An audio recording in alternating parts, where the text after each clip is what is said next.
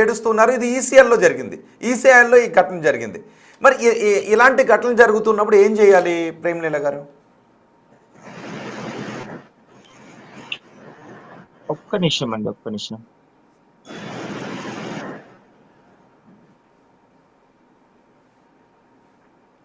ప్రేమలీల గారు మాట వినిపిస్తుందండి? ఓకే, ఒక కాల్, చాలామంది కాల్స్ చేశారు, తీసుకోలేకపోయినా సారీ. అండ్ చివరిని చేసిన కాల్ ఏదైతే ఉందో దానికి నేను కాల్ బ్యాక్ చేస్తాను. ఒక కాల్ తీసుకుందాం మనం. వినండి మీరు కూడా సదానందం గారు. లాస్ట్ ఉన్న కాల్కి నేనే కాల్ బ్యాక్ చేస్తున్నాను. హలో, చెప్పండి, ఇంతకుముందు కాల్ చేశారు మీరు? అవునండి, లైవ్లో నడుస్తుంది బిగ్ టీవీ. వాళ్ళు అంతమంది మాట్లాడుతున్నారు కదా సదానందం గారు. ఒకవేళ ఆ పిల్లలే దాడి ముందు చేసింటే ఆ పిల్లల ముందు ఎందుకు పిఎస్ కంప్లైంట్ చేస్తారండి? అదే పాయింట్, ఇదే పాయింట్. అదే పాయింట్ కానీ ఆన్సర్ చేస్తున్నారు, చూద్దాం. ఒక్క నిమిషం లైన్లో ఉండండి. ఓకే సదానందం గారు, ఎప్పుడైతే నాకు తల మీద దెబ్బ తాకి రక్తం కారడం స్టార్ట్ అయిందో వీళ్ళు అక్కడి నుంచి అందరూ పారిపోయారు. ఆ వీడియో సీసీ ఫుటేజ్ ఉంది నా దగ్గర, నేను ఫార్వర్డ్ చేస్తాను కావాలని. అక్కడి నుంచి పారిపోయారు, ఇమీడియట్ గా పారిపోయారు. నేను అక్కడ బ్లడ్ కూర్చున్నాను కింద. అక్కడి నుంచి పారిపోయి ఎక్కడ వీళ్ళ మీదకి తిరిగి వస్తుందని చెప్పి ఫస్ట్ వీళ్ళే ప్రిపేర్డ్ గా వీడియో తీసుకుని పోలీస్ స్టేషన్కి వెళ్ళారు. పోలీస్ స్టేషన్కి వెళ్ళిన తర్వాత పోలీసులు నా దగ్గర వచ్చారు. ఫస్ట్ 100కి డైల్ చేసుకుంటే నా ఫోన్ నుంచి కలవలేదు, నా ఫోన్ నుంచి నా వైఫ్ ఫోన్ నుంచి. ఎందుకంటే నా ఫోన్స్ అక్కడ లోకల్ గా లేకుండే కాబట్టి మాకు ఫోన్ సిగ్నల్స్ అందలేదు. సో మేము 100కి డైల్ చేస్తా ఉన్నాం కానీ కలవలేదు. అయితే ఇక్కడ కాలనీ మెంబర్స్ వచ్చి మాకు సపోర్ట్ చేసి అంబులెన్స్ ని ఇంకా ఓకే ఓకే అర్థమైంది, వినపడింది. సో ఆ రోజు మీ తలపై ఉన్న గాయాన్ని కూడా మీరు చూపిస్తున్నారు. Okay okay right. ఆయన తలపై కూడా గాయమైంది, స్టిచెస్ పడ్డాయి. అవును, మీరు దాడి చేస్తున్నారు కాబట్టి కదా వాళ్ళు పారిపోయారు. అవునండి, నో పారిపోలేదు, తిరిగి దాడి చేశారంటున్నారు. మీరు ముందుగా దాడి చేస్తేనే కదండి వేరే వాళ్ళు దాడి చేస్తారు. మీరు మాట్లాడింటే వాళ్ళు ఎందుకు దాడి చేస్తారు? మీరే కదా ఫస్ట్ రావడం వాళ్ళ పైన దాడి చేశారు.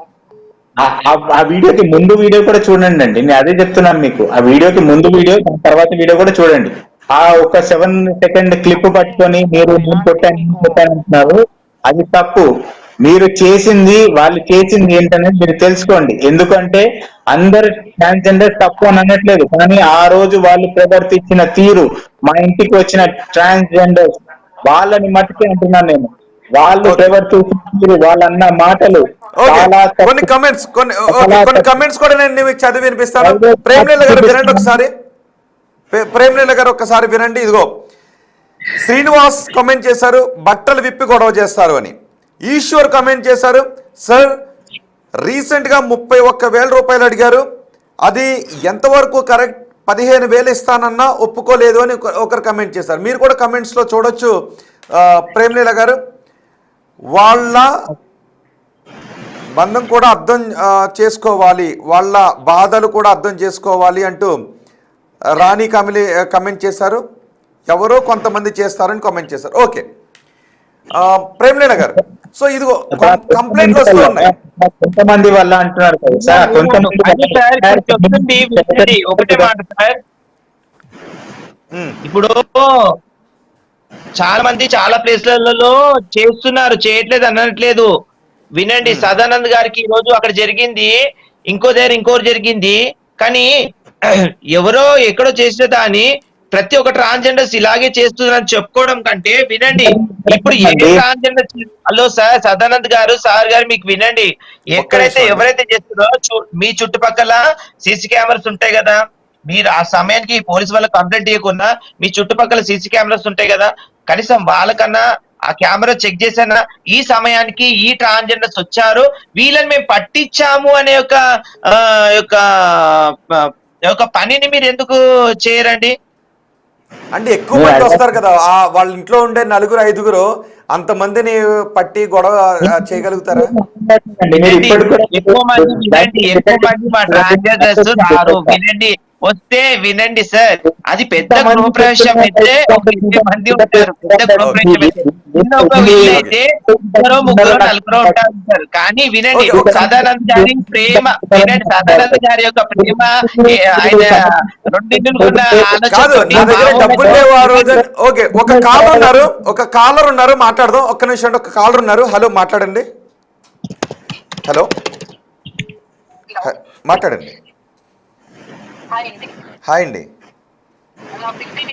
అవునండి. సేమ్ అండి, మీరు మాట్లాడే ఒక ఇష్యూ గురించి నాకు కూడా ఒక బ్యాడ్ ఎక్స్పీరియన్స్ ఉంది, చెప్తామని మీకు కాల్ చేస్తాను. ఓకే, మీ పేరండి? నా పేరు ప్రవళిక.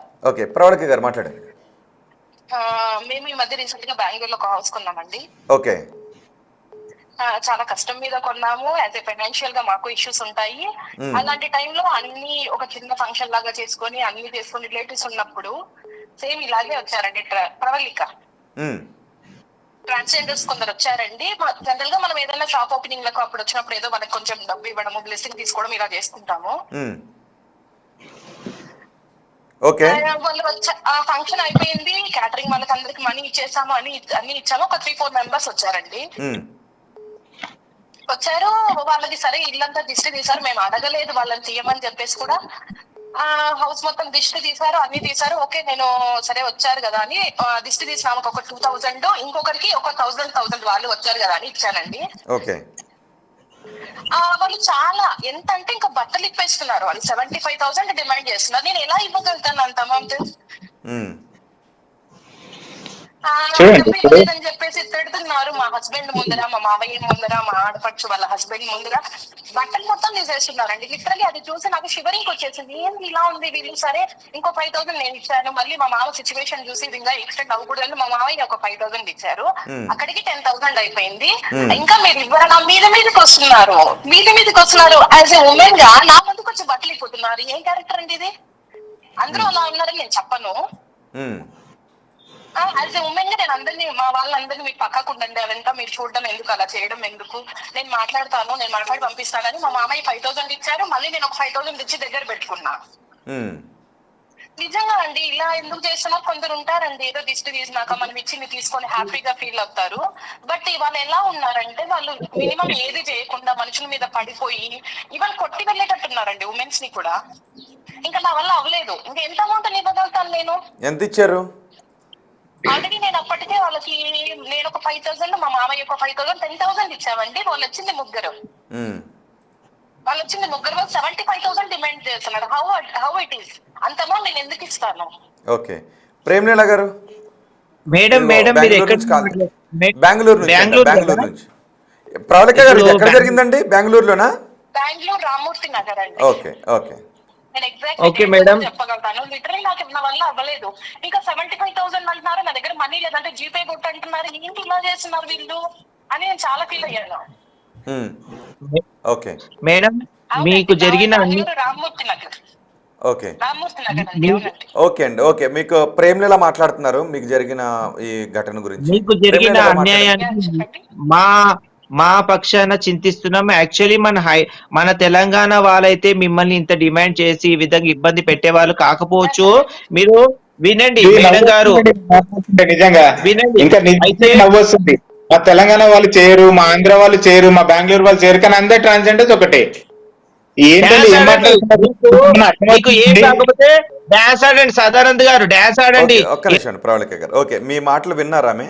ఒకసారి ఏమంటున్నారు వివరణ తీసుకుందాం. ఓకే, అంటే ఇది మనకి ఏ స్టేట్ అనేది కాదండి. యాక్చువల్ గా మేము ఆంధ్ర వాళ్ళమే. ఇక్కడ స్టేట్ గురించి కాదు ఇష్యూ. ఓకే, ఆ ప్రవర్తన గురించి అని మీరు అంటున్నారు. ఓకే, వాళ్ళు తెలుగు మాట్లాడారా? ఓకే, తెలుగు మాట్లాడుతున్నారండి. వాళ్ళు తెలుగు మాట్లాడుతున్నారు, కన్నడ మాట్లాడుతున్నారు, ఎవ్రీ లాంగ్వేజ్. నాట్ ఓన్లీ అక్కడ, ఆంధ్రాలో కూడా చూస్తున్నాం మేము. ఓకే అండి.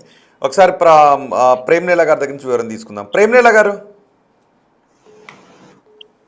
ఓకే, ఒకసారి ప్రేమ్లీల గారి ఫోన్ లైన్ కట్ అయినట్టుంది. ఒకసారి మళ్ళీ చూడండి. హర్ష, ఒక పాయింట్ చూడండి. ఇప్పుడే ఒక టంగ్ స్లిప్ అయ్యారు చూసారా? డాన్స్ చేయండి, మీరు ఇంకా డాన్స్ చేయండి అని చెప్పి వీళ్ళు ఇట్లా ప్రొవోకేట్ చేయడం బట్టే కదా సార్ వీళ్ళు బట్టలు ఇప్పి మన పిల్లల్ని మనల్ని చావు కొరడం ఏంటి సార్ వీళ్ళు? నాకు అర్థం కాదు. ఇప్పుడు గవర్నమెంట్ వీళ్ళకి అన్ని ఇవ్వాలంటున్నారు, ఎందుకు ఇవ్వాలి సార్? మా డబ్బులు, మాకు రోడ్లు లేవు, మా గుంతలలో రోడ్లు వెతుక్కుంటూ వెళ్తున్నాము, అయినా సరే కంప్లైంట్ చేయకుండా మా ఇల్లు, మా ఆఫీసు, మా పని ఏదో మేము చూసుకుంటున్నాం కదా. కానీ వీళ్ళు వచ్చి ఇలాంటి దౌర్జన్యం ఎక్స్ట్రాక్షన్ చేసి మళ్ళా మేము ఇవ్వలేదని చెప్పి, మళ్ళా మమ్మల్ని మా మీదనే దాడి చేశామని చెప్పి మళ్ళా మనల్ని అనడము